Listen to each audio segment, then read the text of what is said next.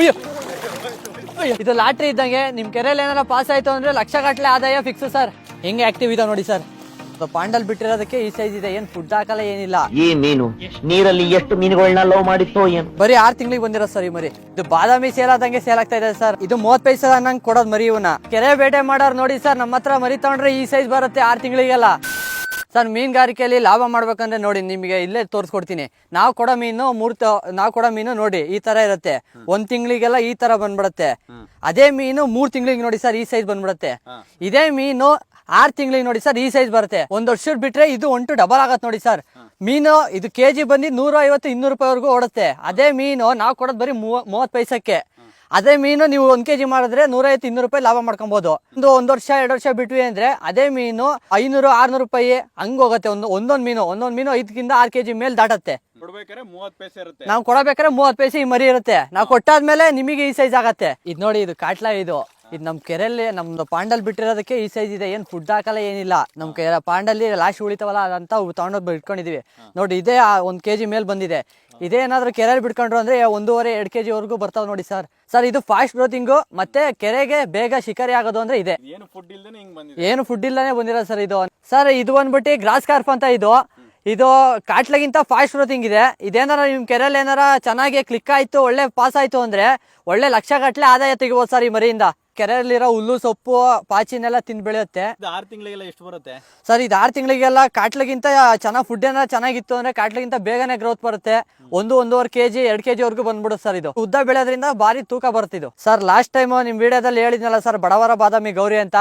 ಇದು ಬಾದಾಮಿ ಸೇಲ್ ಆದಂಗೆ ಸೇಲ್ ಆಗ್ತಾ ಇದೆ ಸರ್. ಈಗಲೂ ನಮ್ಮ ಹತ್ರ ಸ್ಟಾಕ್ ಇದೆ. ನೀವು ಎಷ್ಟು ಬೇಕಾದ್ರೂ ಮರಿ ಕೇಳಿ. ಮಣ್ಣು ತಿಂದೇ ಬೆಳೆಯುತ್ತಿದ್ದು, ಯಾವ್ದೇ ಕಾರಣಕ್ಕೂ ಲಾಸ್ ಮಾಡಲ್ಲ ಸರ್. ಬಡವರ ಬಾದಾಮಿ ಅಂತಾನೆ ಕರೀತಾರೆ ಇದನ್ನ. ಇನ್ನು ಯಾರೇ ಕೆರೆಗಳಿಗೆ ಮೀನ್ ಮರಿ ಬಿಟ್ಟಿಲ್ವೋ ಅವರಿಗೆ ಆಫರ್ ಅಲ್ಲಿ ದೊಡ್ಡ ಸೈಜ್ ಮರಿನೆಲ್ಲ ಕೊಡ್ತಾ ಇದೀವಿ ಸರ್. ಸೇಲಿಂಗ್ ಇದೆ ಈಗ.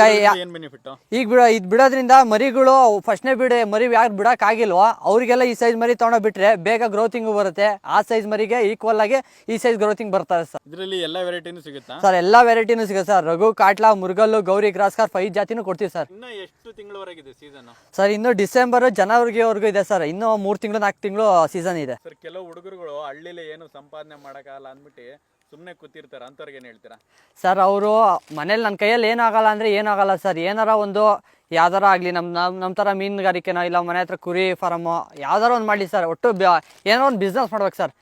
ಇವ್ರ ಕೈ ಕೆಳಗೆ ಕೆಲಸ ಮಾಡೋದಕ್ಕಿಂತ ಓನಾಗಿ ಏನಾರು ಒಂದು ಬಿಸ್ನೆಸ್ ಮಾಡಿದ್ರೆ ಒಂದು ಸ್ವಲ್ಪ ಲಾಭ ಮಾಡ್ಬೋದು ಅಂತ ನನ್ನ ಅನಿಸಿಕೆ ಸರ್. ಸಿಟಿಲಿ 1 ಲಕ್ಷ ದುಡಿಯೋದು ಒಂದೇ, ಹಳ್ಳಿಲಿ 30,000 ದುಡಿಯೋದು ಅಂತಾರೆ. ಈ ಮಾತು ನಿಜನಾ ಸರ್? ಯಾವುದೇ ಕಾರಣಕ್ಕೂ ಸುಳ್ಳಲ್ಲ ಸರ್ ಇದು.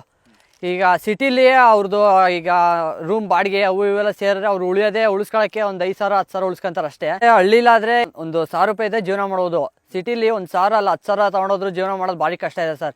ಈಗ ಸಿಟಿಗೆ ಹೋಗಿರೋರು ವಾಪಸ್ ಬಂದ್ಬಿಟ್ಟು ನಮ್ಮ ಹತ್ರನೇ ಬಂದು ಕೇಳ್ತಾ ಇರ್ತಾರೆ, ನಿಮ್ಮಲ್ಲೇ ಯಾವ್ದಾರು ಒಂದು ಸ್ವಲ್ಪ ನಮಗೆ ಹೇಳ್ಕೊಟ್ರಿ, ನಾವು ಒಂದು ಸ್ವಲ್ಪ ಕಲಿತೀವಿ, ಇಲ್ಲೇ ಮಾಡ್ತೀವಿ, ನಮಗೆ ಸಿಟಿ ಜೀವನ ಆಗಲ್ಲ ಅಂತ ಬಂದಿರೋರು ಇದ್ದಾರೆ. ಹಳ್ಳಿ ಜೀವನ ಆದ್ರೆ ಎಲ್ಲಾವುದು ಇರುತ್ತೆ, ಒಂಥರ ನೆಮ್ಮದಿ ಜೀವನ ಸರ್ ನಮ್ಮ ಹಳ್ಳಿ ಜೀವನ. ಸರ್ ವಿಡಿಯೋ ಆದ್ಮೇಲೆ ಎಷ್ಟು ಮರಿ ಸೇಲ್ ಆಯ್ತು ಸರ್? ವಿಡಿಯೋ ಆದ್ಮೇಲೆ ಹೆಚ್ಚು ಕಮ್ಮಿ 1 ಕೋಟಿ ಮೇಲೆ ಮರಿ ಕೊಟ್ಟಿದ್ದೀನಿ ಸರ್. ಹತ್ರ ಎಲ್ಲ ಆಲ್ ಓವರ್ ಕರ್ನಾಟಕಕ್ಕೆ ಅವ್ರು ಫೋನ್ ಮಾಡಿ ಹೇಳ್ತಾ ಇದ್ದಾರೆ. ನಾವೇ ಅಲ್ಲಿಗೆ ಸ್ಪಾಟಿಗೆ ತಗೊಂಡು ಕೊಡ್ತಾ ಇದ್ದೀವಿ. ಯಾವುದೇ ಎಣಿಕೆಲಾಗಲಿ ಯಾವುದೇ ರೀತಿ ಮೋಸ ಇರಲಿಲ್ಲ. ಅವರು ಒಳ್ಳೆ ಖುಷಿಯಿಂದ ಮರಿ ಬಿಡಿಸ್ಕೊತ ಇದ್ದಾರೆ. ಮತ್ತೆ ನೆಕ್ಸ್ಟ್ ಇನ್ನೊಂದ್ಸಲಿ ನಿಮಗೆ ಕೊಡ್ತೀವಿ ಅಂತ ಮತ್ತೆ ಇನ್ನೊಬ್ರು ಆ ಪಕ್ಕದ ಕೆರೆಯವ್ರಿಗೂ ಹೇಳಿ ಮರಿ ಬಿಡಿಸ್ತಾ ಇದ್ದಾರೆ ಸರ್ ನಮ್ಮ ಹತ್ರನೇ. ಡೆಲಿವರಿ ಎಲ್ಲ ಯಾವ ತರ ಕೊಡ್ತಾ ಇದ್ದೀರಾ ಸರ್? ಈಗ 1,000 2,000 3,000 ಎಲ್ಲ ಬಂದರೆ ಅವರೇ ಬರಬೇಕಾಗತ್ತೆ ಇಲ್ಲಿಗೆ ಮರಿ ಬೇಕು ಅಂದರೆ. ಅದೇ 1,00,000 2 ಲಕ್ಷ ಮರಿ ಬೇಕು ಅಂತ ನಮಗೆ ಅಡ್ವಾನ್ಸ್ ಹಾಕೊಟ್ರೆ ನಾವೇ ಸ್ಪಾಟಿಗೆ ಡೆಲಿವರಿ ಕೊಡ್ತಾ ಇದ್ದೀವಿ. ಅಲ್ಲೇ ಆ ಸ್ಪಾಟಿಗೆ ಹೋಗಿ ಅಲ್ಲೇ ಕೌಂಟಿಂಗ್ ಕೊಟ್ಟು ಅವ್ರು ಹೆಂಗೆ ಹೇಳ್ತಾರೋ ಅದೇ ಥರ ನಾವು ಮರಿ ಬಿಟ್ಟು ಬರೋಕೆ ನಾವು ರೆಡಿ ಇದೀವಿ ಸರ್.